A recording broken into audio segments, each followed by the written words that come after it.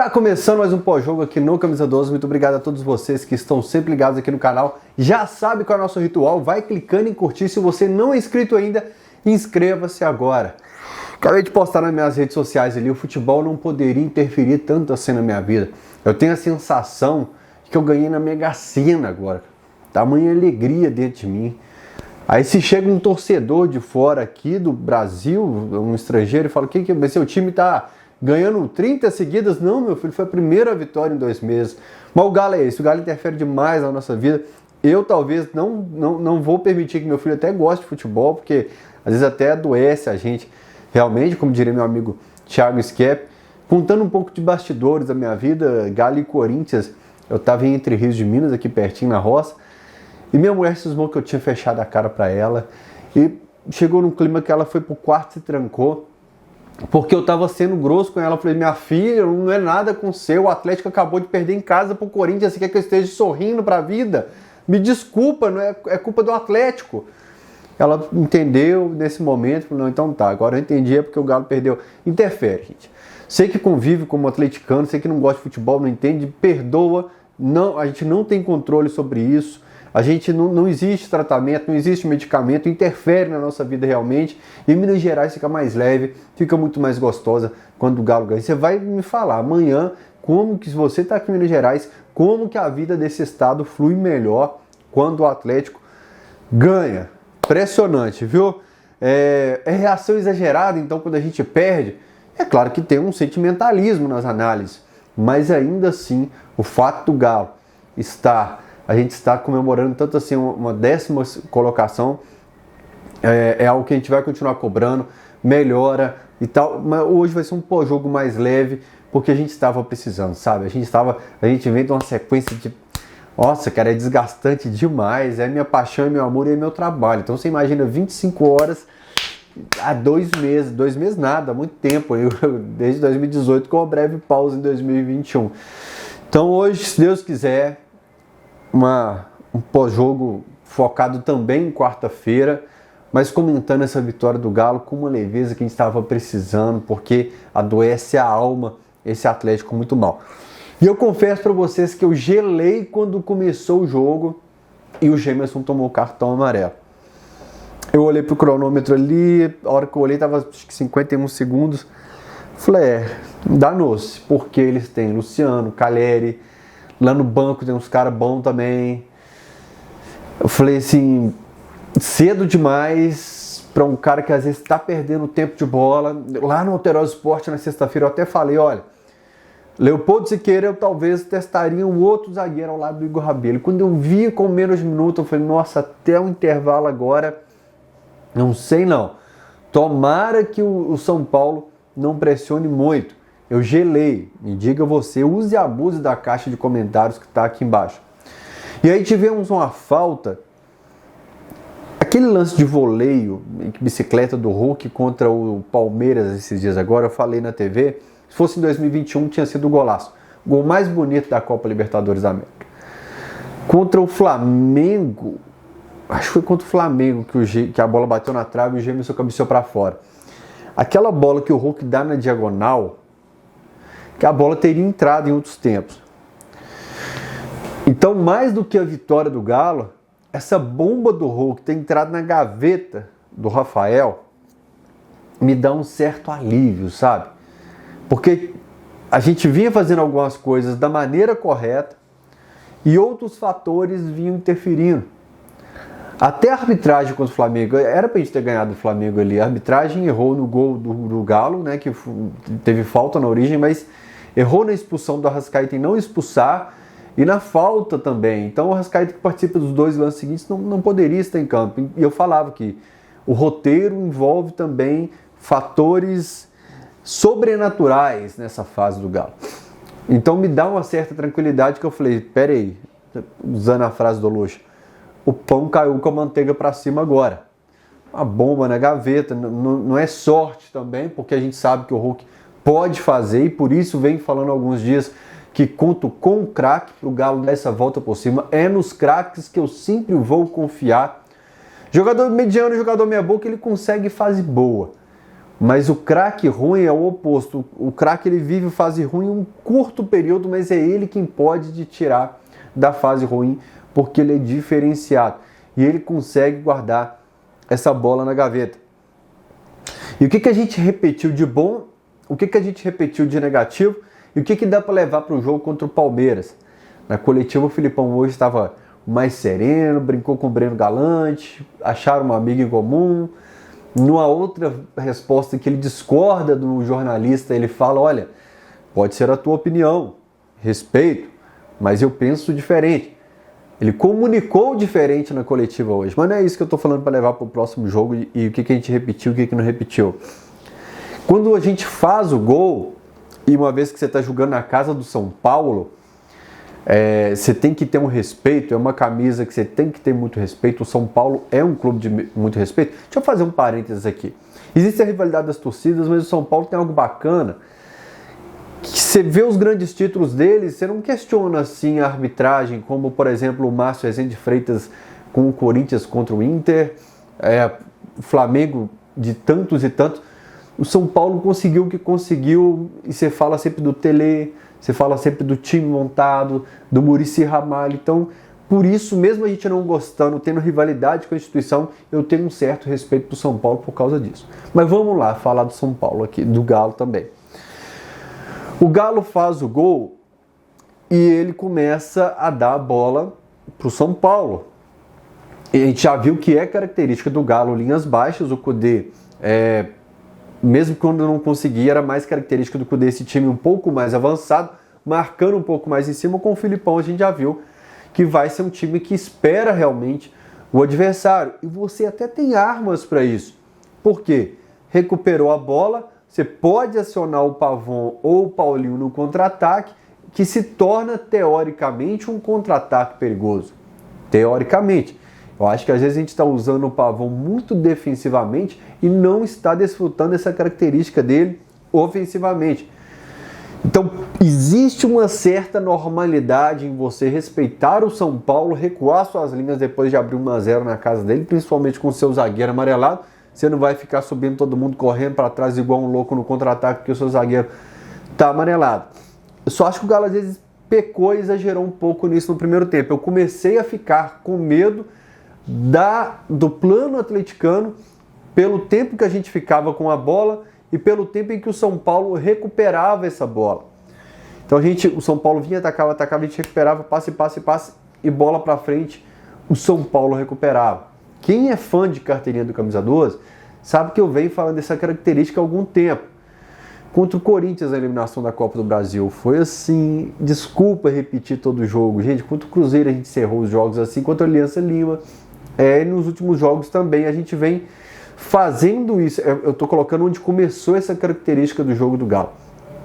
E de lá para cá, a gente tá muito, tanto que no último vídeo eu falei que mesmo perdendo para o Palmeiras dentro de casa, o Allan Kardec cobra que o time adiante as linhas, porque o Kardec olhou para um lado e para o outro e todo mundo lá atrás. Então o Kardec cobra que um pouco a gente adiante. Então assim, você pode respeitar o São Paulo, baixar suas linhas, mas a velocidade com que você entrega a sua bola para o adversário não pode ser tão rápida assim. E às vezes a gente exagerou um pouquinho nisso aí. Eu senti falta da gente explorar essas peças que a gente tem. E aí vem uma outra situação, que o Galo gosta de ficar tocando a bola ali atrás, obviamente, segurando, gastando o cronômetro, com a vantagem no placar. E hoje o São Paulo, no primeiro tempo, permitiu que o Galo fizesse isso. O Luciano, a turma ali da frente, o Calheri, eles não pressionavam essa saída de bola do Atlético, permitindo grande parte da partida que o Atlético, às vezes o Galo até espetava um pouco a jogada ali, né? Às vezes até tentava um lado direito principalmente, não dava certo, voltava, acionava o Otávio, acionava o zagueiro e voltava trabalhando, e o São Paulo não empurrava, não ia em cima do time do Atlético. Achei curiosa essa atitude do São Paulo, não acompanho com frequência, não sei se tem sido uma característica do time do Dorival, mas eu imaginei que o o São Paulo ia pressionar um pouco mais essa saída de bola ali. Então, o que até contribuiu para que o Galo conseguisse terminar esse primeiro tempo sem tantos sustos assim, né? O fato do São Paulo assistir um pouco mais, mas isso se intensificou no segundo tempo. São Paulo, obviamente, se lançou um pouco mais pro ataque. Por que o Galo não estava conseguindo emplacar essa jogada? O Johan, que o Filipão deu sinais de que vai ficar... O Filipão falou na coletiva o seguinte, teve um repórter que falou assim, Filipão, você cogitou fazer mudanças hoje, pensando em descansar o time para quarta-feira? Ele falou assim, não pensei não. Igual o Agnaldo Timóteo, não sou não. Não pensei não. Te passaram informação errada. E aí, ele fala, olha, eu quero criar uma base de um time que eu vou trabalhar com a base desse time. E sem o Zaratio, ele dá sinais de que pode trabalhar com o Johan. Hoje o Johan não conseguiu atender nessa pedra no sapato que é para o Atlético, o elo entre defesa e ataque. Entre sair jogando para acionar esse ataque atleticano. Essa tem sido a nossa pedra no sapato. O Zaratio conseguiu contra o Flamengo, mas o resultado faz a gente esquecer a atuação.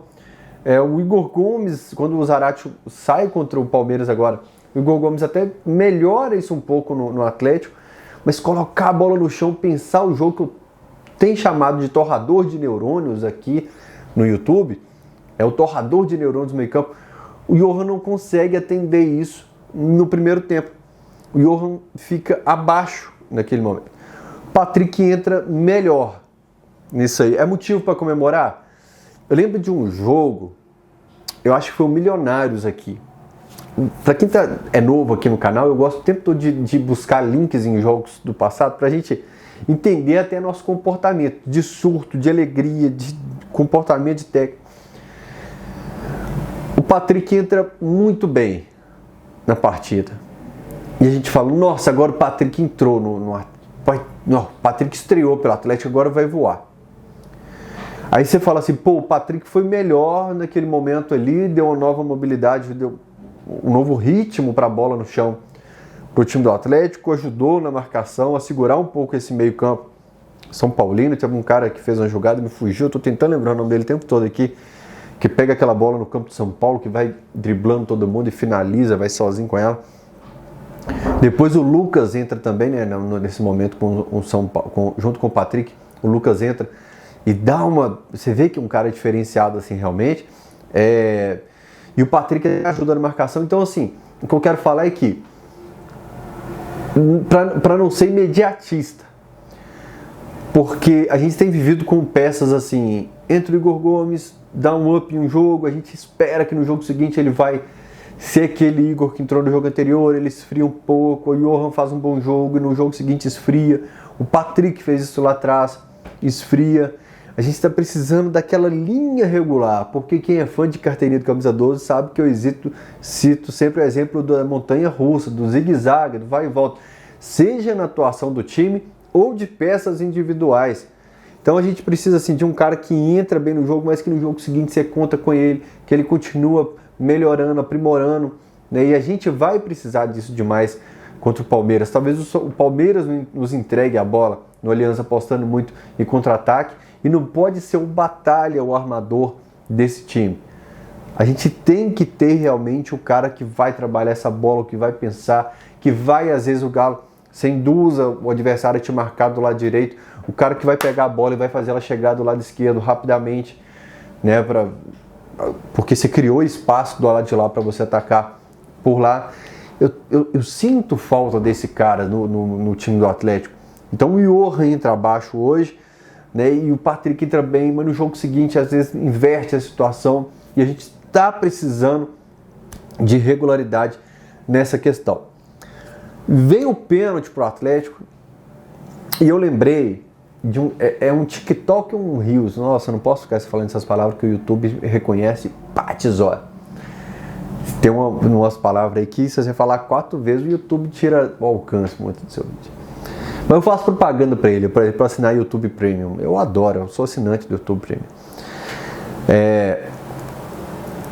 Eu assisti um vídeo, uma entrevista com o goleiro Rafael, em que o cara que está entrevistando pergunta qual o cara mais habilidoso, que ele jogou, mais decisivo, um título, assim e tal. E algumas respostas ele puxa para São Paulo, porque ele está chegando lá, né? Ele quer fazer a média, mas ele destaca o tempo todo o Hulk nesse vídeo, cara. O tempo todo ele fala do que é ter o Hulk no time, da qualidade, da bola parada e tal.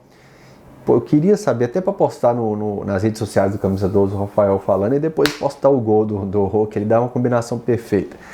E no pênalti eu falei, nossa, cara, o Rafael treinava demais com o Hulk. E ele sabe todas as possibilidades, até o posicionamento de corpo do Hulk, ele sabe na hora da cobrança.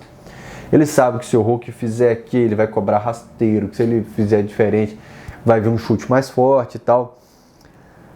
Aí o Pavão pega a bola e o Pavão guarda. Excelente decisão. Primeiro, inteligente a decisão do Hulk, né? Não sei se já premeditada antes da partida, mas que bom. E a gente precisa de ter um batedor de pênalti que nos inspire confiança.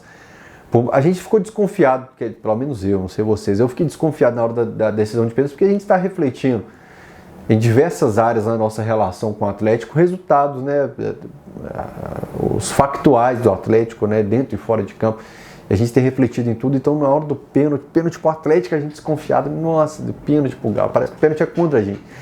E que bom que o Pavão conseguiu guardar. Aí o Pavão vai lá e bica a bandeira de São Paulo. Vamos lá. 2 pesos e 2 medidas. Tá bom que a outra competição é da Conmebol, essa é da CBF, o outro é um árbitro argentino que apitou aqui lá. Esse árbitro, ele é os xodós da Argentina lá. Esse cara já apitou o jogo do Galo também, pouco tempo agora. Me fugiu o nome do cara, não adianta eu tentar agora.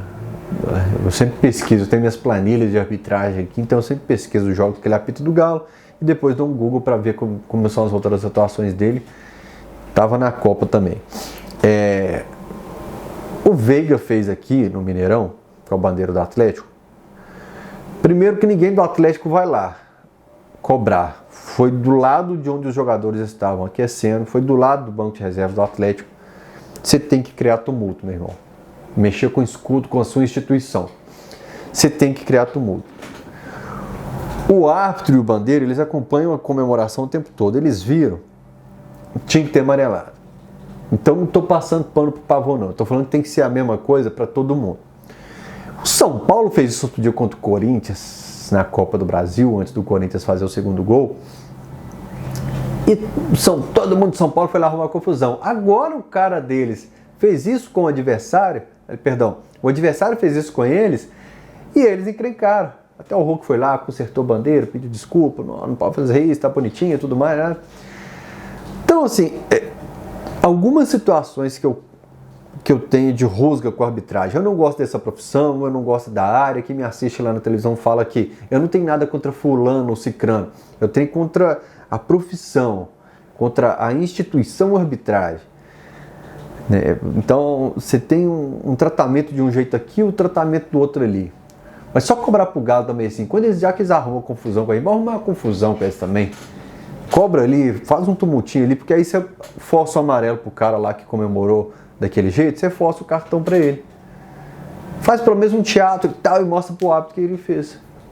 Aí o árbitro do Galo e Palmeiras, acho que se o Galo jogasse mais 40 minutos não ia fazer gol, principalmente porque depois que coloca o Kardec para de cruzar a bola na área, não entende muito bem essa situação.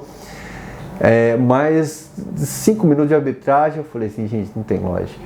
O jogo não correu, tanta substituição e tal. 5 minutos de acréscimo é absurdo. Aí o cara hoje no Galo e São Paulo deu 11 minutos de acréscimo. 11 minutos de acréscimo. É o que eu falo. Se vai fazer isso num jogo, tem que fazer para todos.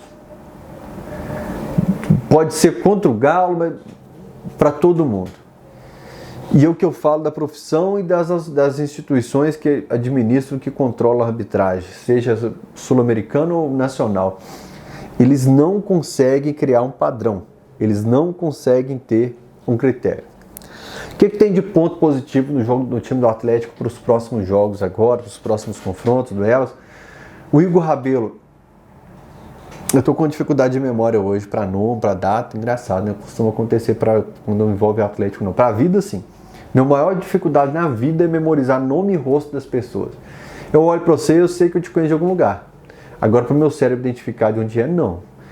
Mas se você me perguntar que dia que o Galo perdeu o título para o São Paulo, em 1978, que valia para o Brasileiro de 77, eu te falo que é 5 de março de 78. Mas até hoje até para o Atlético tá ruim. O Igor Rabelo foi bem, acho, contra o Flamengo, contra o Palmeiras. Sei que o Igor Rabelo voltou bem, tanto que assumiu a titularidade. E esse é um ponto positivo para o jogo. A defesa nossa, que vinha muito mal, está com um cara que vai muito bem, porque a nossa esperança era toda no Arana. A gente achava que o Arana ia curar doenças, ia fazer jorrar petróleo nessa do Galo. A gente só contava que a fase ia mudar com a chegada do Arana. Então o Arana tá ainda na fase, né? Tá subindo degraus ainda para ser o Arana que a gente conhece. A desorganização do time, a fase de resultados também não ajuda. Mas do lado de cá, a gente conseguiu fazer o Rabelo, depois de um longo tempo, de uma lesão muito séria, voltar a jogar bem. O Saravia, que eu não sou fã do futebol do Saravia, ter boas atuações e levar um pouco de ofensividade para o time do Galo. Até encontrei com o Mariano anteontem, né? Um cara fantástico, inteligente. Meu tempo chegou e o Mariano batia na linha do meio campo, voltava, ficava quase como um segundo volante, quando a gente estava jogando com um volante só. Ficava na saída de linha de bola ali do Galo com 3 ali, mas batia no meio campo e voltava, segurando a perna para o jogo todo. O Saravia às vezes até meio destrambelhado, fico com medo dos cartões, né, da forma como abrupta que ele chega às vezes assim, né, é meio louco realmente. Mas também começamos a consertar um pouco a lateral direita. Pontos positivos. O Igor Rabelo melhor em campo hoje. 2 volantes, parece que é a decisão do Filipão e nós estamos jogando melhor do que estava com o volante. Eu acho que esses são os principais pontos.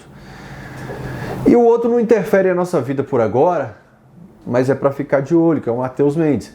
Quem é fã de carteirinha do Camisa 12 sabe que quando a gente falava de planejamento de elenco lá atrás, eu falava, olha, no banco tem o Rafael, que é muito caro, e é uma das peças que eu negociaria.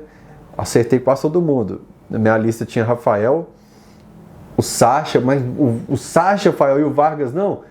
É porque existe uma questão. Você fala assim, tem que negociar o Vargas. Quem quer? Quem vai pagar para tirar ele do clube? Quem vai pagar um salário tão alto? Então, dentro das possibilidades de você achar negociador, eu excluí o Vargas, porque vou para esse cara para pagar só o Galo mesmo. Acertei o Ademir e falei o Nathan Silva também, né? Mas eu na época até colocava o Nathan Silva como uma das peças pouco utilizadas, com você tendo a zaga era Fux Lemos, tava Igor Rabelo, Hever, Fux Lemos, Gemerson, Hever, Igor Rabelo e tinha o Nathan Silva ainda. Então eu falei, ó, por idade, por mercado, era ele também minha peça. Então o Matheus Mendes, tudo isso que eu falei, porque falar da saída do Rafael. O Matheus Mendes é um cara que se destacou na Série B quando a gente emprestou ele para a Série B. Era um crime deixar esse cara de terceiro goleiro aqui. Dizem que o Delfim é muito bom. Então a gente, assim, tem um goleiro que passa tranquilidade, fez boas defesas. Eu queria encerrar o pós-jogo destacando isso. A gente tem uma partida muito importante contra o Palmeiras agora na quarta-feira. No dia 30 de maio de 2013, eu prometi que jamais duvidaria do Atlético. Quem acompanha o Camisa 12 desde os primórdios, nós estamos há mais de 14 anos, cada época com uma característica diferente. Antigamente a gente filmava a torcida, reação de gol, tal, torcida cantando. E eu que filmava, ficava de costas pro campo filmando a torcida o tempo todo. Nesse dia guardo meu equipamento, que eu não queria filmar o momento mais triste da história do Galo e perco o momento mais bonito da história do Galo. Falei, daqui pra frente eu nunca mais vou duvidar do Galo. Inspirado com essa vitória, leve com essa vitória, Bora pra cima do Palmeiras, meu amigo. Rafael, ir pra frente, vai pesar a perna, vai dividir a atenção com o Campeonato Brasileiro. Cara, nunca troque classificação em Libertadores por nada.